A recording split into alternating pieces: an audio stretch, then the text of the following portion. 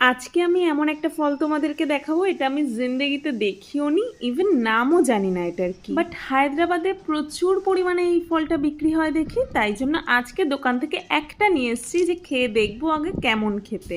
চলো আগে ফার্স্টে কেটে দেখাই এটা কেমন। ফার্স্টে তো একটু শুটকে যাওয়ার ফলে কাটছিলই না।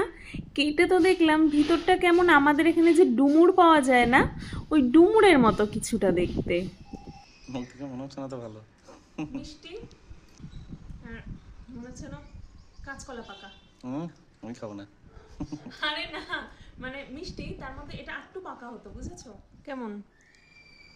পাকা জায়গাগুলো ভালো খেতে, পাকা জায়গাগুলো সুন্দর খেতে না?